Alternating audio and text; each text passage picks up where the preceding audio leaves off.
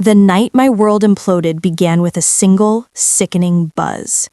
It was Tuesday, just after 10. My husband, Mark, was supposedly wrestling with a project deadline. I was on the nursery floor, surrounded by tiny folded clothes, my spine screaming from the weight of our son at 34 weeks. All I wanted was for him to come home. His phone, forgotten on the kitchen island, lit up the dim room. I heaved myself up to check it, assuming it was him. It wasn't. A social media notification from an app I didn't know he used glowed on the screen. The preview was short, but it was enough to steal the air from my lungs. Can't wait for tomorrow. I miss you. The profile picture was a smiling woman I'd never seen. My heart began to hammer against my ribs, a frantic drumbeat of denial. It's a mistake. A misunderstanding. But my hands were already shaking, moving with a will of their own. I went to his laptop, opened it, and prayed I was wrong. He was still logged in, and there it was, a parallel universe, a complete double life running alongside ours. It was a total system shock. The floor beneath me seemed to vanish. I was staring at months of messages, photos, and videos, an entire relationship, meticulously hidden. I felt a strange detachment, as if I were watching a film about some other poor woman's life falling apart. I sank onto the soft blue rug of the nursery, the one we'd picked out together, and a silent, wrenching sob tore through me. When Mark walked in after midnight, he was smiling, asking if the baby had been kicking. He took one look at my face, then at the open laptop on the rocking chair. The color drained from his face. The fight that erupted was a chaotic storm of shouts and shattered truths. He tried to deny it, then came the excuses, each one a fresh stab of pain. It wasn't a one-time slip.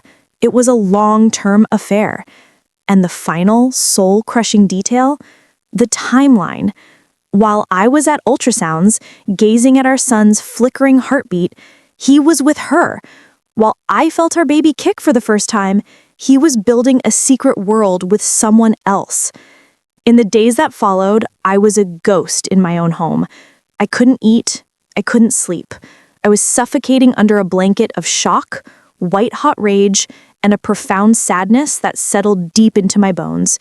Every time I looked in the mirror, I saw the beautiful, round belly he claimed to adore, and I felt utterly worthless. The self-blame was a venomous whisper in my ear. Was I not enough? What did I do wrong? The emotional turmoil began to take a physical toll. At my next checkup, my doctor's face was grim. My blood pressure was dangerously high. "You have to calm down," she warned, her voice gentle but firm. "This level of stress isn't just bad for you, it's a risk to the baby." The words hit me like a physical blow. The stress of his betrayal could trigger preterm labor or affect my son's health. He hadn't just broken my heart, he had endangered our child. In that sterile examination room, the grief began to burn away, leaving behind a cold, hard fury. That fear was the spark I needed. It was the moment the fog of sorrow began to clear, replaced with a fierce, protective instinct that roared to life inside me. This was no longer just about my shattered marriage. It was about my son. I had to pull him out of this toxic storm. As soon as I got home, through choked sobs, I called my sister, Chloe. I didn't have to say much. The raw pain in my voice was enough. "I'm on my way," she said, her tone leaving no room for argument. "Pack a bag, just the essentials for you and the baby. You are not spending another night in that house." Her decisiveness was the anchor I desperately needed. While I waited, I moved through the house like a zombie, picking up items that now felt like relics from a buried life. The home we built together had become a mausoleum of broken promises. Staying was impossible. I needed a sanctuary for my sanity and for the health of my child. The fight was just beginning. When Chloe arrived, she was a whirlwind of purpose. She took one look at my tear-streaked face, pulled me into a fierce hug, and then got to work. She didn't ask questions or demand details. She just started packing a bag for me with an efficiency that bordered on military precision. Leaving the home we had shared together felt like tearing off a limb. Every object held a memory, now irrevocably tainted. The armchair where he used to read to my belly, the photos on the wall of us smiling, a happy couple, living a lie. The half-finished nursery, a monument to a future that would never exist. With each item Chloe packed, I felt a piece of my old life being severed. Walking out the front door for the last time was one of the hardest things I'd ever done. I left my key on the kitchen counter, a small, symbolic gesture of surrender. But as Chloe drove us away and I watched my perfect life shrink in the rearview mirror, it didn't feel like surrender. It felt like an escape. Chloe's apartment was small, but it was a fortress. The moment the door clicked shut behind us, I felt a sliver of safety for the first time in days. She set me up in her spare room, brought me a cup of tea, and then took my phone. "I'll handle him," she said, her jaw tight. "You need to rest. You and Leo." She'd already named my unborn son. For the next 48 hours, she became my gatekeeper, fielding a relentless barrage of calls and texts from a panicked Mark. I could hear her voice through the door, cold and unyielding. It was a strange feeling, being a refugee in my own life, completely dependent on my sister. I'd lie in bed, one hand on my belly, feeling my son kick, and just stare at the ceiling. The despair was a physical weight, but underneath it, a new feeling was taking root. It was quiet, cold, and calculating. My heartbreak was hardening into something else, something much more dangerous. I wasn't just going to survive this. I was going to make him pay for it. Sleep offered no escape, so I stopped trying. In the dead of night, illuminated by the glow of my laptop screen, I descended into the digital rabbit hole of my husband's treachery. He was still logged into everything on his old machine, a fatal mistake born of arrogance. The affair wasn't just a betrayal of our vows, it was a staggering financial drain. I uncovered a secret credit card, opened months ago. On it were charges for lavish dinners I was never invited to, weekend trips to boutique hotels I'd never seen, and expensive jewelry I would never wear. Thousands upon thousands of dollars, siphoned from our shared future to fund his sordid fantasy. While I was budgeting for diapers and saving for our son's college fund, he was financing another woman's lifestyle. The anger that filled me was pure and glacial. This wasn't a crime of passion. This was a calculated long-term heist of our life. The evidence was all there, a neat and tidy list of his sins, and I meticulously saved every receipt and statement. With a sick, morbid curiosity, I clicked on her profile. Isabella. The name felt like acid on my tongue. Her page was a perfectly curated collage of a life I was supposed to have. Photos of her on a beach I recognized from a business trip Mark had taken, sipping a cocktail he told me he'd drink alone. There was a picture of her wearing a delicate gold necklace. I found the receipt for it on the secret credit card statement. She was younger, with the carefree confidence of someone who had never had her world ripped out from under her. I scrolled through months of posts, matching dates to moments in my own life. Here she was at a concert, the night I was home, sick with morning sickness. Here she was at a winery, the day I had my glucose test. The humiliation was a physical burn. Mark hadn't just cheated, he had replaced me, and he had used our money to do it. That night, I stopped crying. The anger had crystallized into a diamond-hard resolve. She wouldn't know it for months, but her perfect life was about to end. The next morning, Chloe found me a lawyer. She wasn't the warm, sympathetic type. She was a shark in a tailored suit named Mrs. Albright, and she was exactly what I needed. I laid out the story, my voice flat and emotionless. I presented the affair, the timeline, and then the financial records.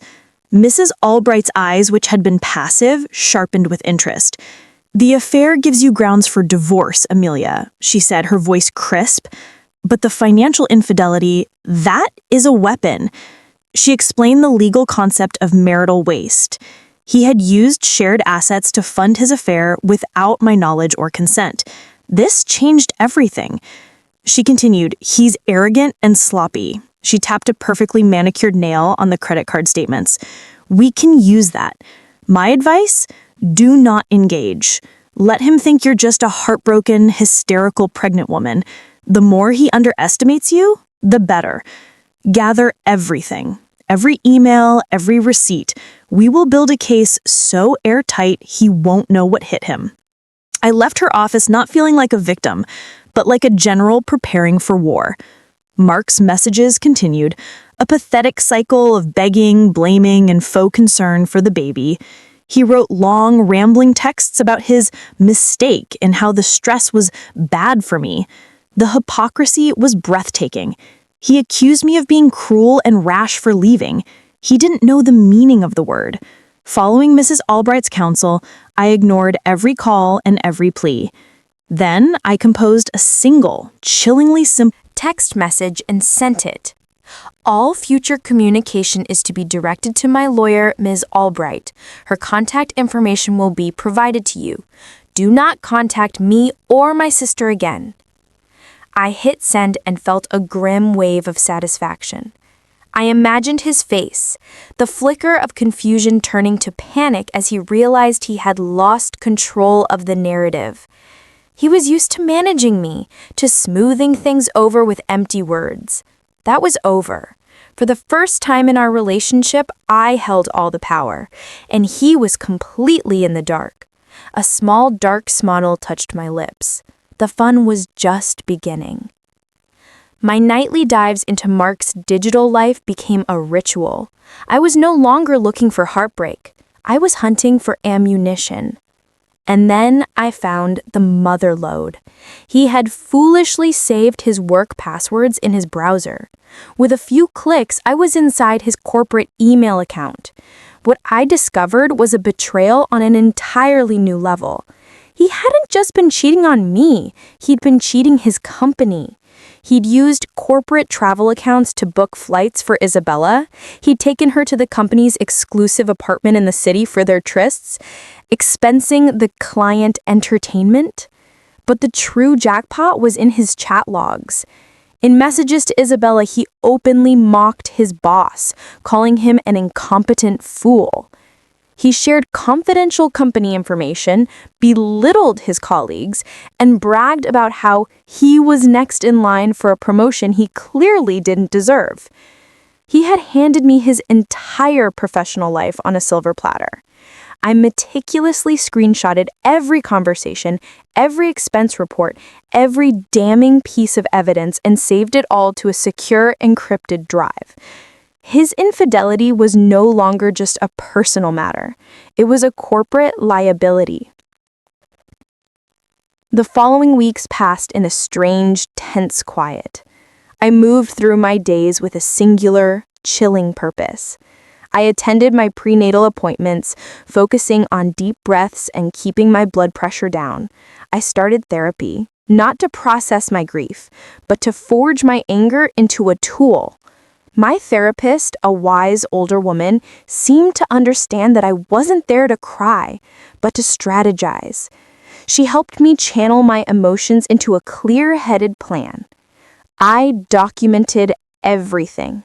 I created a timeline of the affair, cross-referencing it with his work travel and our personal calendar. Every lie was a data point. Every secret expense was a line item in the case I was building against him. Mark, meanwhile, was floundering. He had respected my radio silence, likely on the advice of whatever cut-rate lawyer he'd hired. He probably thought I was just waiting for the baby to be born, that I'd eventually soften. He had no idea that while he was waiting for me to fall apart, I was meticulously constructing his downfall.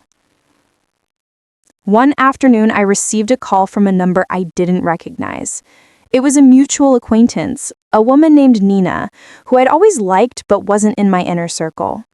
Her voice was hesitant, laced with guilt. She stammered, "Amelia, I have to tell you something. I saw them, Mark and that woman. It was months ago, at a restaurant. I wanted to tell you, but I didn't know how. I was a coward."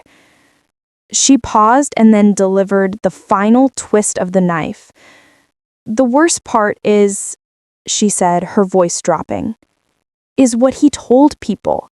He started telling friends that you were becoming really unstable. He said the pregnancy hormones were making you paranoid and difficult, and that he needed space. He was laying the groundwork for months, Amelia. He was painting you as the crazy wife to justify his own behavior. The phone felt cold in my hand. It wasn't enough to betray me.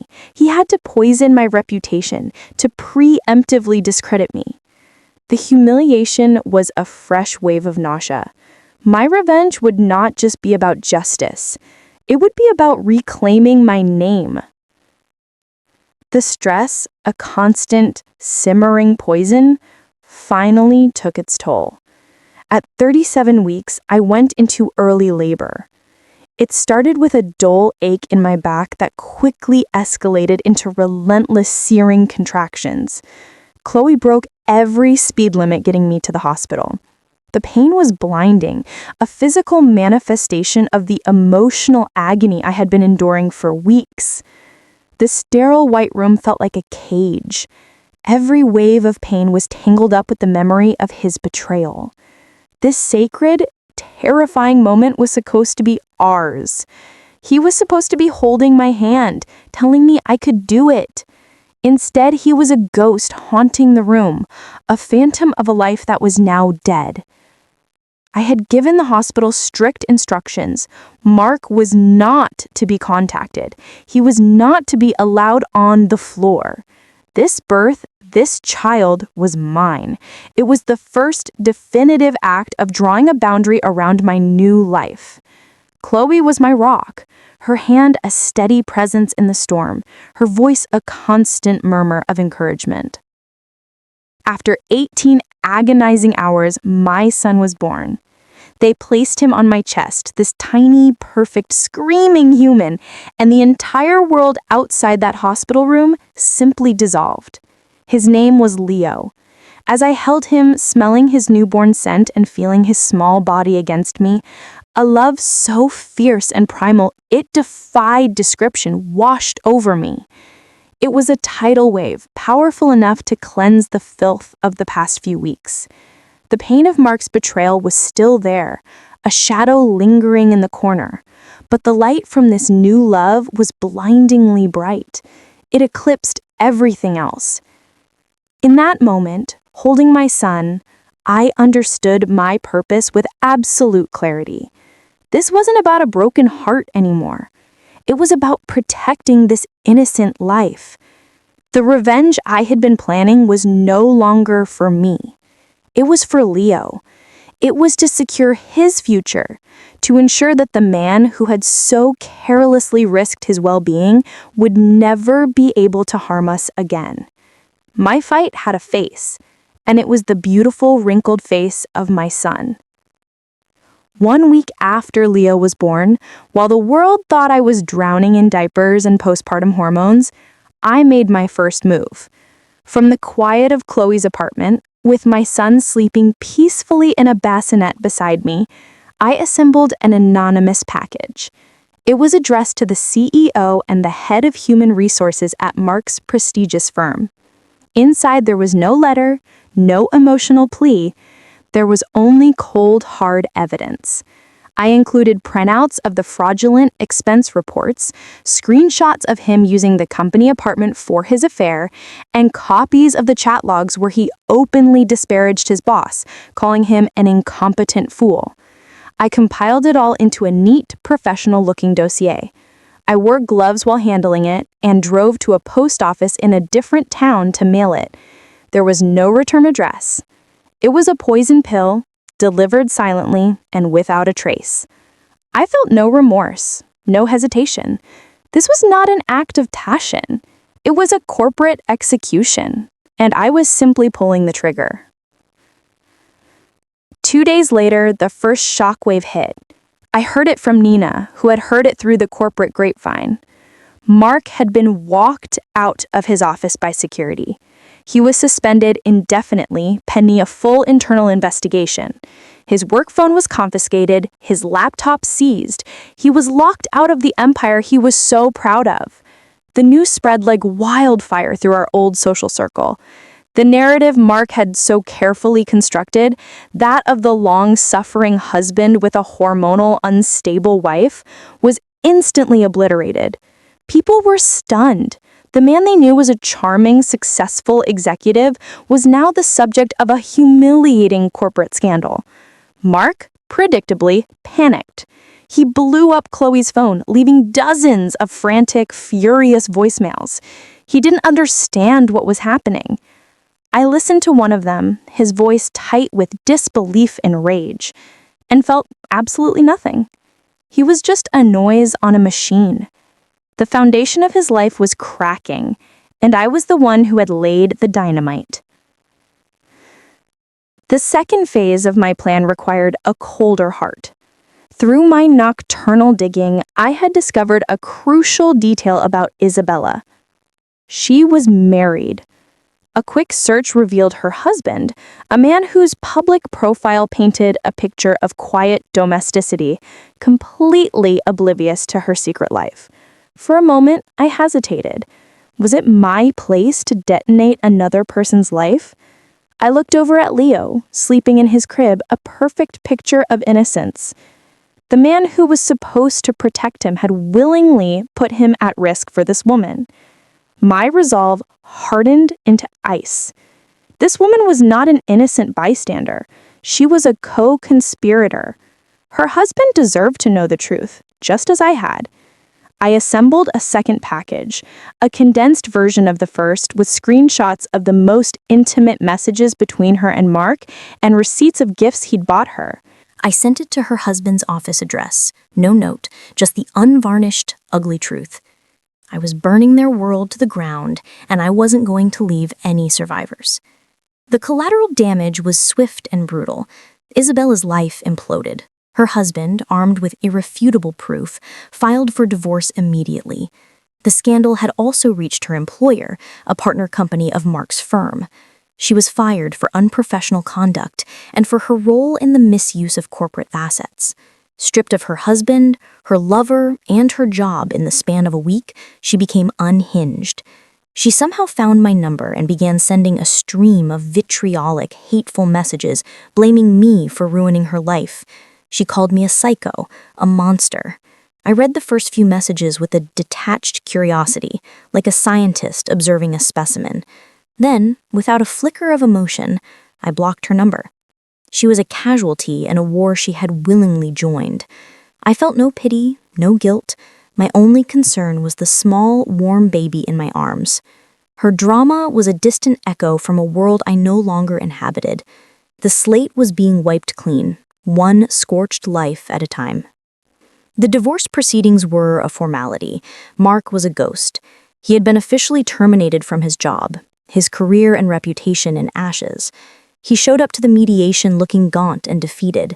He had no leverage, no resources, and no fight left in him. Miss Albright was relentless. She presented the mountain of evidence, the financial infidelity, the marital waste, and his termination for cause. Mark's lawyer could do nothing but stutter and attempt to mitigate the damage. The judge was not impressed. In the end, it was a slaughter. I was awarded full physical and legal custody of Leo. I was given the house, which would be sold, with the majority of the proceeds going to me to compensate for the money he had squandered. He was ordered to pay a substantial amount of child support, calculated based on his previous six-figure income and earning potential, not his current state of unemployment. He was legally and financially ruined, a pariah in the world he once ruled. A few months later, I had to drive to Mark's parents' house to drop off some legal papers with his mother. As I pulled up, I saw him. He was in the front yard pushing an old lawnmower. He wore stained sweatpants and an old t-shirt, his shoulders slumped in defeat. He looked up as my car approached, and our eyes met for a brief second. There was no anger in his gaze, just a hollow emptiness. Leo was sleeping soundly in his car seat in the back. I didn't slow down, I just continued to his parents' front door. But in that fleeting moment, a small, dark, and deeply satisfying smile touched my lips. It wasn't joy, and it wasn't happiness. It was the grim, quiet satisfaction of a job well done. It was the feeling of scales being balanced.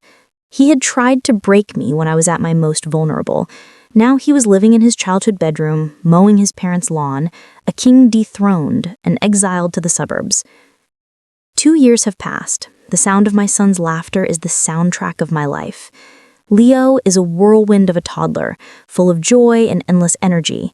I sold the house, that beautiful, tainted monument to a lie, and used the money to buy a small townhouse in a new neighborhood. It's entirely ours, a place with no ghosts and no bad memories. After the divorce was finalized, I used my background in marketing to start a small freelance consulting business from home. It's thriving. I have financial independence, something I will never take for granted again. I've built a life for us that is peaceful, stable, and happy. I am a single mother, a business owner, a survivor. The woman who sobbed on the nursery floor feels like a different person, a lifetime away. I am no longer defined by his betrayal, but by my own resilience and the fierce love I have for my child. The scars are still there, of course. They are faint, silvery lines on my heart that I trace sometimes in the quiet hours after Leo is asleep. The idea of trusting a man with that level of intimacy feels like a foreign concept, a language I no longer speak.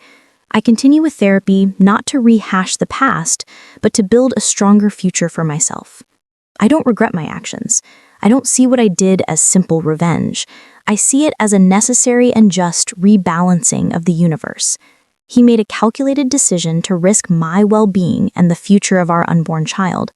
I made a calculated decision to protect us. I took away his power, his money, and his reputation, the 3 things he valued more than his own family. It was a brutal act, but it was an act of preservation. It was the mother bear inside me, protecting her cub at all costs. Last month, a letter arrived. It was from Mark. For a moment, my heart stuttered. I almost threw it away, but curiosity won. It wasn't an apology. It was 4 pages of bitter, self-pitying delusion. He rambled on about how I had overreacted, how I had been vindictive, how I had conspired to ruin his life over a simple mistake. He took no responsibility. He was still the victim in his own warped story. I read the entire thing, standing in my sun-filled kitchen, and when I was done, I felt a profound sense of peace. The anger was gone, the hurt was gone. All that remained was a distant, clinical pity for this hollow man. He hadn't learned a single thing. He still had no power over my emotions. I calmly walked over to the shredder, fed the letter into it, and went to go play with my son. He was just a ghost, and I no longer believed in them. When I look at my life now, I don't see the ashes of what was burned down. I see what I built in its place. I see Leo's bright, happy face, his hand tucked securely in mine. I see my own strength, a force I never knew I possessed until I was forced to use it. My worth was never tied to his fidelity. It was forged in my own resilience. The fallout from his betrayal was unreal, a cataclysm that should have destroyed me. But the strength you find when you are fighting for more than just yourself is even more unreal. It's a superpower. For anyone who has been through the fire of a betrayal like this, know that it does get better. You can heal. But more importantly, you can fight back. You can take control, and you can build a new, more beautiful life, not from the ashes of your old one, but on the solid ground of your own incredible power.